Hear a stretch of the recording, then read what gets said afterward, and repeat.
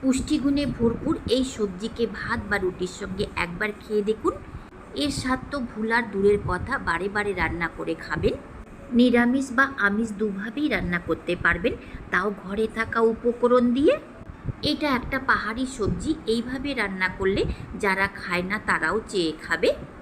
এই সবজিকে তৈরি করার জন্য নিয়েছি কুঁদরি। এই সবজি সপ্তাহে 2 দিন খেয়ে দেখুন, এর প্রচুর পরিমাণে উপকারিতা আছে। রোগ প্রতিরোধ ক্ষমতা বাড়ায়, সুগারের মতো জটিল অসুখকেও কন্ট্রোলে রাখে। এটা একটি পাহাড়ি সবজি, ওজনে 500 গ্রাম নিয়েছি, আপনি কম বেশি করতে পারেন। একে কেটে নেব।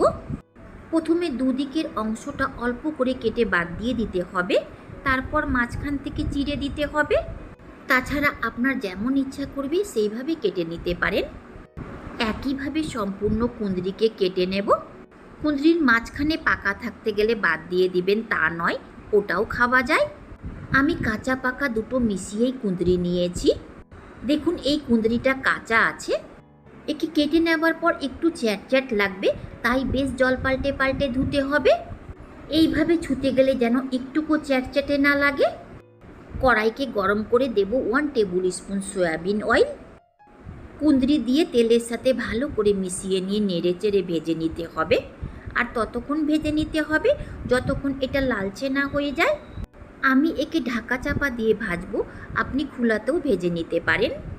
বারে বারে ঢাকা চাপা দিয়ে ভেজে নিয়েছি, দেখুন হালকা মতো লালচে হয়ে গেছে।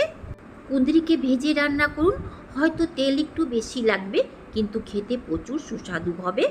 আর যে কোনো সবুজ তরকারি রান্না করুন, তেলের পরিমাণটা একটু বেশি লাগে।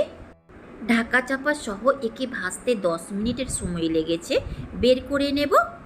দেখুন ভেজে নেওয়া সম্পূর্ণ কুঁদরিকে বের করে দিয়েছি, কিছুক্ষণ এইভাবেই থাকতে দেব।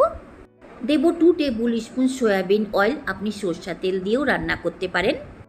দেব 1/2 টিস্পুন পাঁচফোড়ন আর একটা ছিঁড়ে নেওয়া কাঁচা লঙ্কা। কুঁদরির স্বাদটা অনেকটাই পটলের মতো, তাই একে পাঁচফোড়ন দিয়ে রান্না করবেন, খেতে ভালো লাগবে। নেড়ে চেড়ে লালচে করে ভেজে নেব। দেব একটা বড় সাইজের কুচনো পেঁয়াজ আর একটা চেরা কাঁচা লঙ্কা। পেঁয়াজকে তাড়াতাড়ি ভেজে নেওয়ার জন্য দেব স্বাদ মতো নুন। মিশিয়ে নিয়ে একে সফট হওয়া পর্যন্ত ভেজে নিতে হবে। লো মিডিয়াম ফ্লেমে ভেজেছি সফট হওয়া পর্যন্ত। একে ভাজতে 5 থেকে 6 মিনিটের সময় লেগেছে। দেব 2 টিস্পুন আদা রসুন বাটা। মিশিয়ে নিয়ে এর কাঁচা গন্ধ যাওয়া পর্যন্ত ভেজে নিতে হবে। নেড়ে চেড়ে 1 থেকে 2 মিনিট ভাজলেই এর কাঁচা গন্ধ চলে যাবে।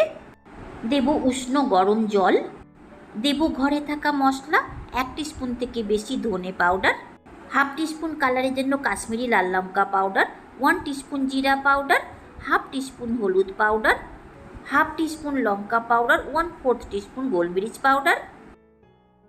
ভালো করে মিশিয়ে নিয়ে মশলাকে তেল ছাড়া পর্যন্ত ভেজে নিতে হবে।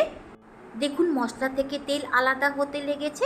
একে ভাজতে 7 থেকে 8 মিনিটের সময় লেগেছে। দেব এর মধ্যে ভেজে নেওয়া কুঁদরি। মশলার সাথে কুঁদরিকে ভালো করে মিশিয়ে নিয়ে 4 থেকে 5 মিনিট কষিয়ে নিতে হবে। কষানোর পর খেয়াল করবেন খুব ভালো একটা গন্ধ বেরোবে, সেই সময় দিতে হবে এর মধ্যে পরিমাণ মতো জল। আমি 2 কাপের একটু বেশি জল দিয়েছি। এটা সেদ্ধ হতে একটু সময় লাগে, আপনি একে কুকারেও সেদ্ধ করতে পারেন।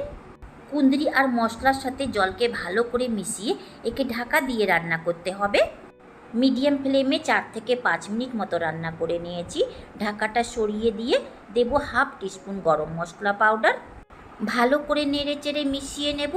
যদি আপনি গ্রেভি রাখতে চান তো এই সময় ওভেনকে অফ করে দিন, আর শুকনো শুকনো করতে চাইলে আরও 2 থেকে 3 মিনিট রান্না করে নিন। আমি এই রকমই গ্রেভি রাখবো। ঠান্ডা হবার পর গ্রেভিটা আরেকটু শুকিয়ে যাবে। দেব কুচনো ধনে পাতা। ভালো করে নেড়ে চেড়ে মিশিয়ে নিতে হবে। তৈরি হয়ে গেল কুঁদরির তরকারি। ওভেনকে অফ করে দিয়ে কিছুক্ষণ ঠান্ডা করে নেবার পর একে পরিবেশন করে নিতে হবে। কুঁদরির স্বাদ অনেকটাই পটলের মতো লাগে। যতটা কুঁদরির মধ্যে উপকারিতা আছে ততটা পটলে আপনি পাবেন না। এটা একটা পাহাড়ি সবজি। শুকনো ভাত বা রুটি পরোটার সঙ্গে খেয়ে দেখুন, দারুণ সুস্বাদু লাগে। যারা খায় না তাদেরকেও খাওয়ার জন্য আপনি অফার করবেন। কুঁদরির তরকারি যদি ভালো লেগে থাকে লাইক শেয়ার সাবস্ক্রাইব করবেন। শেষ পর্যন্ত দেখার জন্য অনেক অনেক ধন্যবাদ।